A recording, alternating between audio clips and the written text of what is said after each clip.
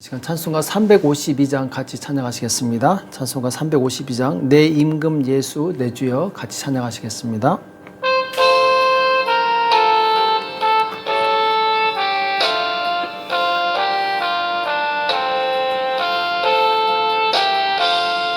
내 임금 예수 내 주여 이 죄인이 주님 앞에 한없는 은혜 받고서 내 생명 모두 드리오니 그 풍성하신 은총을 주 내게 내려주소서.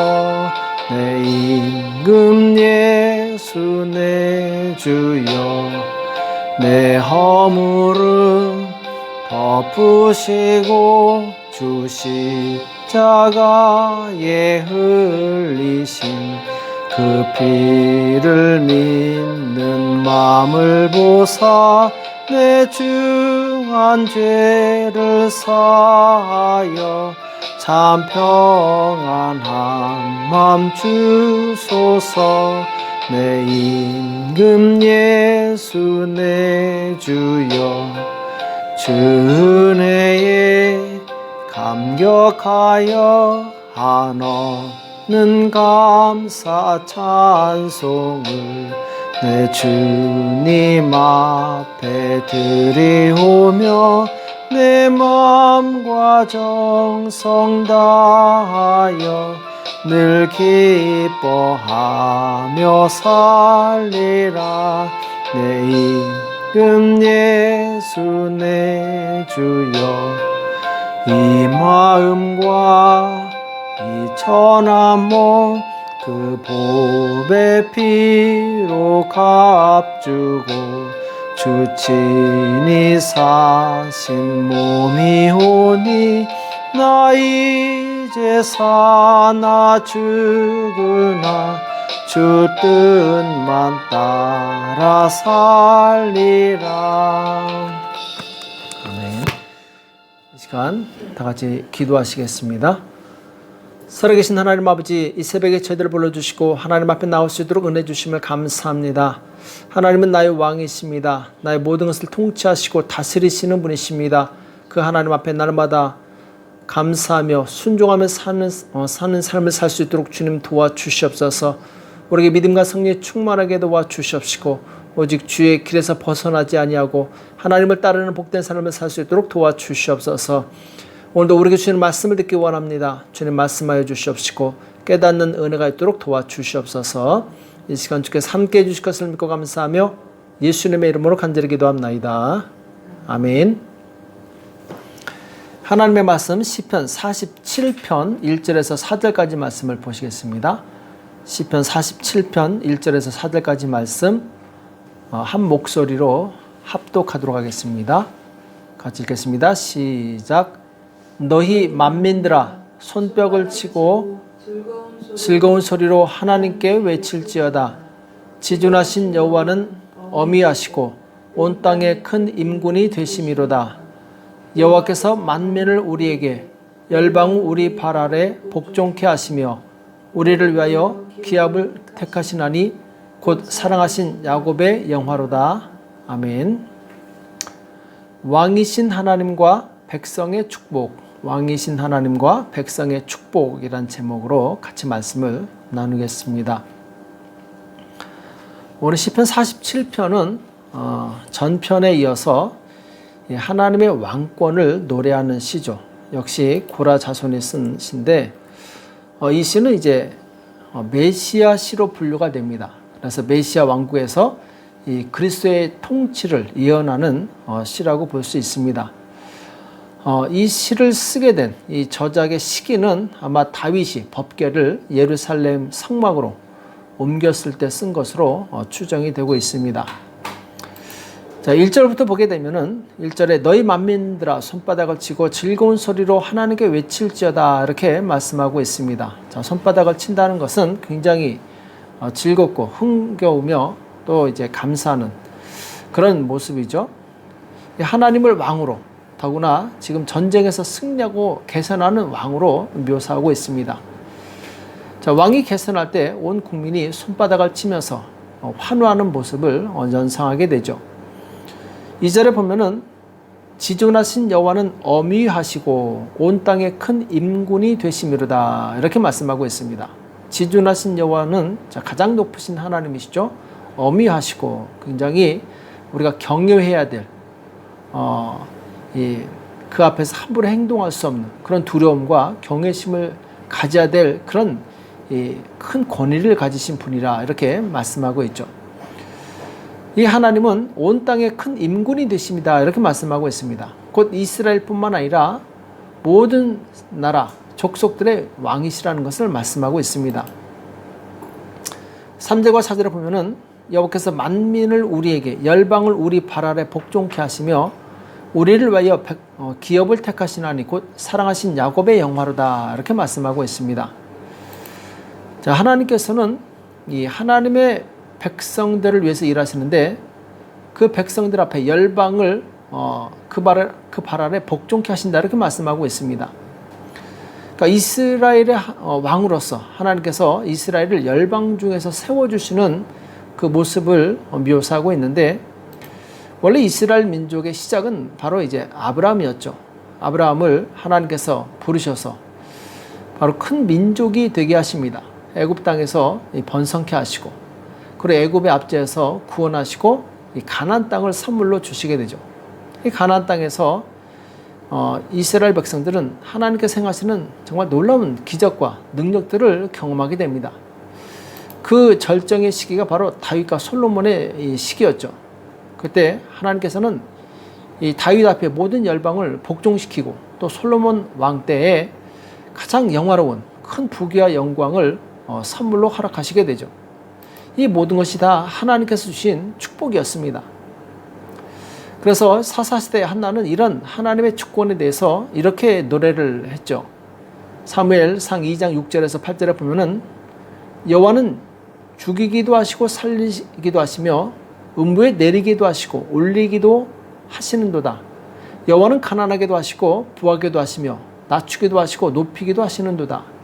가난한 자를 진토에서 일으키시며 빈핍한 자를 거름더미에서 드사 귀족들과 함께 앉게 하시며 영광의 위를 차지하게 하시는도다.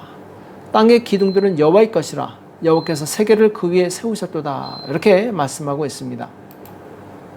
이 하나님의 전적인 주권에 대해서 말씀하고 있는 거죠. 자, 이 하나님은 특별히 자기 백성들에게 승리와 구원을 주시는 분이십니다. 우리가 잘 아는 것처럼 히스기야 왕이 아수르에 의해서 포위되었을 때 히스기야 왕이 하나님께 간절히 기도합니다. 옷을 찢고 간절히 기도했을 때 하나님께서는 한밤중에 천사를 보내셔서 하룻밤 사이에 이 적군 18만 5천 명을 순간 시체로 만들어 버리시죠.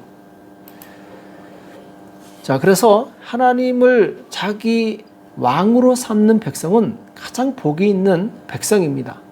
왜냐하면 하나님께서 그 사람을 위해서 일하시기 때문에, 그 사람을 위기에서 건져주시고 가장 좋은 길로 인도하시기 때문에 그렇습니다.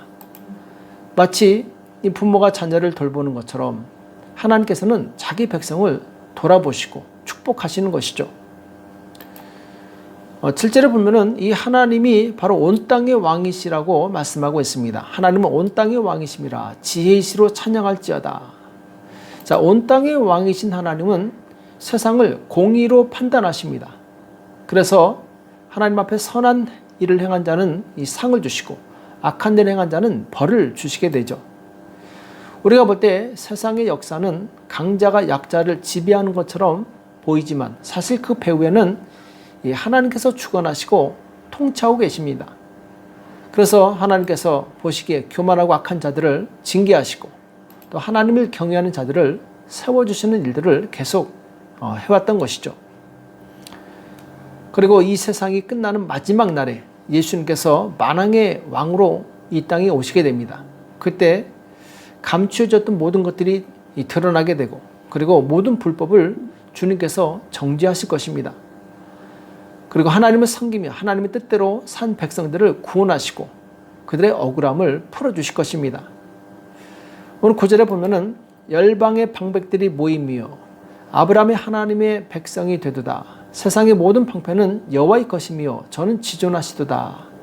여기 보면 열방의 방백들, 곧 열방의 귀족들이 하나님의 백성이 될 수 있다 이렇게 말씀하고 있습니다. 그런데 하나님의 백성 앞에 아브라함의 하나님, 아브라함이라는 수식어를 쓰게 됩니다. 자, 왜 굳이 아브라함이라는 수식어를 썼는가? 이것은 곧 아브라함이 믿음의 조상이기 때문에 그렇습니다. 자, 구약시대 때 혈통적으로 이스라엘은 아브라함의 후손이었기 때문에 그들이 하나님의 백성이 될 수 있었습니다. 그러나 이 아브라함은 바로 믿음의 조상을 상징합니다. 오늘날 예수님을 믿고 또 따르는 모든 사람들이 다 하나님의 백성이 될 수 있는 그런 자격이 되어지는 것이죠. 그래서 그 사람이 예수님을 믿느냐 안 믿느냐. 자, 예수님을 믿는 사람을 하나님께서는 자기 백성으로 삼아주신다는 것입니다. 자, 예수님을 믿는다는 것이 무슨 의미입니까? 곧 이 믿음은 행함이 있는 믿음이죠. 야고보 사도는 행함이 없는 믿음은 죽은 것이라고 말씀했죠.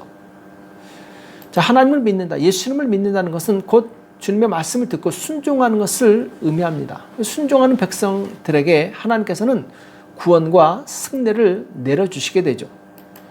그래서 내가 정말 하나님의 백성이라면 하나님의 백성답게 살아야지 하나님의 백성이 될 수 있는 것입니다. 그 백성답게 산다는 것이 바로 말로만 믿는 것이 아니라 행동으로 믿는 것이죠.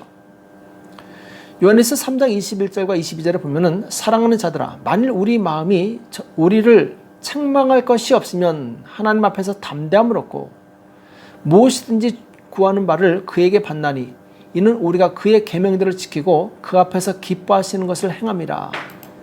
자, 여기서 책망할 것이 없는 사람이 하나님의 백성이 될 수 있는데, 자, 그럼 책망할 것이 없는 사람이 누구냐? 그의 계명들을 지키고 그 앞에서 기뻐하시는 것을 행하는 사람이 바로 하나님의 백성이 될 수 있다는 것이죠. 곧 하나님께서 하신 말씀을 지키고 그리고 하나님께서 기뻐하시는 행동을 하는 그 사람이 하나님의 백성이 될 수 있다는 것입니다. 그래서 초대교회 때 이 성도들은 오직 하나님 앞에서 신앙생활을 했어요. 아무리 큰 위기가 온다 할지라도 하나님을 부인하지 않았습니다. 그래서 사도행전 5장 27절 이하에 보면은 이 대제사장과 그리고 이 권세 있는 자들이 이 사도들을 불러놓고 협박을 합니다. 예수의 이름으로 가르치지도 말고 전하지도 말라. 이때 이 베드로와 사도들이 이렇게 대답합니다. 사람보다 하나님을 순종하는 것이 마땅하니라. 사람보다 하나님을 순종하는 것이 마땅하니라. 굉장히 담대한 고백입니다. 이들은 바로 하나님께서 나의 왕이시라는 확실한 믿음이 있었어요. 그래서 그 왕의 말을 듣는 것이죠. 사람의 말이 아닌 왕의 말을 듣는 것입니다. 사도 바울도 갈라디아서 1장 10절에서 이제 내가 사람들에게 좋게 하랴, 하나님께 좋게 하랴, 사람들에게 기쁨을 구하랴. 내가 지금까지 사람의 기쁨을 구하는 것이었다면 그리스도 중이 아니니라. 굉장히 단호하게 이야기하고 있는 것을 보게 됩니다. 우리가 정말 하나님의 백성이라면 사람을 즐겁게 해주는 사람이 아닙니다. 하나님을 기쁘시게 해드리는 것이죠. 하나님의 기쁨을 구하는 것이죠. 우리는 사람의 눈치를 보면서 신앙생활을 해서는 안 됩니다. 무엇이 하나님의 뜻인가 분별해서 그것이 하나님의 뜻이라면 사람들에게 아무리 욕을 먹고 비방을 받고 왕따를 당한다 할지라도 소신껏 행동할 수 있어야 됩니다. 그래서 하나님의 백성이 될 수 있는 자격은 하나님 앞에 부끄러울 것이 없는 진실한 성도가 되는 것이죠. 디모데후서 2장 15절과 16절에 보면은 내가 진리의 말씀을 옳게 분변하여 부끄러울 것이 없는 일꾼으로 인정된 자로 자신을 하나님 앞에 드리기를 힘쓰라. 망령되고 허탄한 말을 버리라. 저희는 경건치 아니함에 점점 나아가나니. 이렇게 말씀하고 있습니다. 우리가 정말 하나님의 백성이라면 하나님의 뜻을 정확하게 분별할 수 있어야 됩니다. 하나님의 뜻을 알 수 있어야 돼요. 그리고 그것이 정말 하나님의 뜻이라면 용기 있게 소신껏 순종할 수 있어야 됩니다. 우리는 하나님의 백성이 되기를 힘쓰는 성도가 되시기 바랍니다. 하나님께서는 하나님을 왕으로 삼는 자기 백성들을 결코 버리지 않습니다. 반드시 하나님께서 위기에서 건져주시고 마침내 사람들 앞에 높여주시고 축복을 허락하시게 됩니다. 오늘 우리는 하나님의 백성이 되어서 하나님이 주시는 그 놀라운 은혜와 축복을 누리는 저와 여러분이 되시길 예수님의 이름으로 축복합니다. 기도하겠습니다. 살아계신 하나님 아버지, 오늘 우리에게 말씀해 주심을 감사합니다. 하나님은 우리의 왕이십니다. 왕이신 나의 하나님, 우리가 왕이신 하나님을 높이게 도와 주시옵시고 그 계명에 순종하는 삶을 살 수 있도록 역사하여 주시옵소서. 사람을 기쁘게 해주는 그런 연약한 신앙이 되지 않게 도와 주시옵시고 오직 하나님을 기쁘시게 해드리는 그런 담대한 믿음의 사람들 다 될 수 있도록 역사하여 주시옵소서. 주께서 오늘도 함께해 주실 것을 믿고 감사하며 예수님의 이름으로 간절히 기도합나이다. 아멘. 오늘 말씀 기억하시면서 왕이신 나의 하나님, 나를 붙들어 주시고 내가 주의 계명에 순종하는 삶을 살 수 있도록 도와달라고, 위기 가운데 있다면 나를 건져달라고 기도하시고 나라와 민족을 위해서 교회와 가정과 우리 자녀들을 위해서 이 시간 합심해서 간절히 기도하겠습니다. 기도하겠습니다.